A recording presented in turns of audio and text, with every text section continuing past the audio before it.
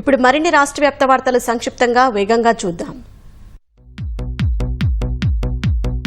ధరల స్థిరీకరణపై గురువారం cabinet sub committee భేటీ అయ్యింది. పంటల బీమా, అన్నదాత సుఖీభవ, ధరల స్థిరీకరణపై మంత్రులు సమీక్ష నిర్వహించారు. హంద్రీనీవా ప్రాజెక్టు పనుల పురోగతిపై సంబంధిత ప్రాంతాల మంత్రులు, ఎమ్మెల్యేలతో మంత్రి నిమ్మల రామానాయుడు సమీక్ష నిర్వహించారు. హంద్రీనీవాకు ₹1 కూడా జగన్ ఖర్చు పెట్టలేదని నిమ్మల విమర్శించారు. 2629 కోట్లతో చంద్రబాబు హంద్రీనీవా ప్రాజెక్టు పనులు ప్రారంభించారని తెలిపారు. Electricity, Muslim and minorities welfare అసోసియేషన్లకు సంబంధించి డైరీ, క్యాలెండర్ను మంత్రులు గొట్టిపాటి రవికుమార్, ఫరూక్ ఆవిష్కరించారు. విజయవాడ వరద సమయంలో విద్యుత్ ఉద్యోగులు ఫ్రంట్ లైన్ వారియర్స్ గా పనిచేశారని కొనియాడారు. కేంద్ర బడ్జెట్ ప్రకటనకు ముందే రాష్ట్రానికి కీలకమైన అమరావతి, పోలవరం ప్రాజెక్టులకు నిధుల కేటాయింపు జరిగిందని బీజేపీ అధికార ప్రతినిధి వల్లూరి జయప్రకాష్ నారాయణ్ అన్నారు. రాష్ట్ర అవసరాల రీత్యా కేంద్రం భారీగా కేటాయింపులు చేస్తుందన్నారు.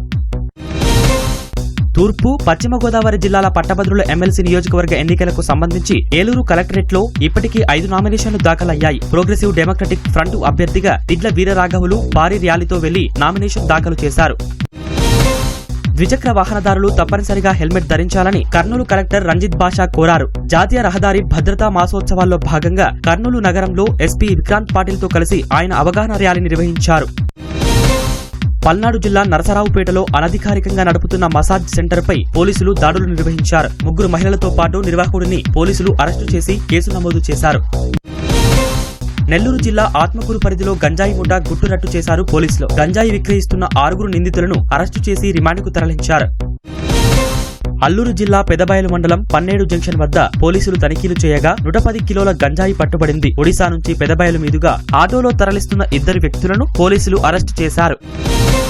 వరుస చోరీలకు పాల్పడుతున్న 3 అంతర్రాష్ట్ర దొంగలను తిరుపతి పోలీసులు అరెస్టు చేశారు. వారి నుంచి 30 లక్షల రూపాయలు విలువ చేసే బంగారు ఆభరణాలు, 1 కారు, 2 మోటార్ సైకిళ్లను స్వాధీనం చేసుకున్నారు. విలాసాలకు అలవాటు పడి నగల దుకాణాలే లక్ష్యంగా చోరీలకు పాల్పడుతున్న అంతర్రాష్ట్ర దొంగల ముఠాను ఏలూరు పోలీసులు పట్టుకున్నారు. 469 గ్రాముల బంగారు ఆభరణాలు, 41 కేజీల వెండి వస్తువులు, ద్విచక్ర వాహనాన్ని స్వాధీనం చేసుకున్నారు. కర్నూలు జిల్లా ఓర్వకల్లు వద్ద కారు ట్రాక్టర్ను ఢీకొట్టడంతో 2 మృతి చెందారు. 5గురికి తీవ్ర గాయాలయ్యాయి.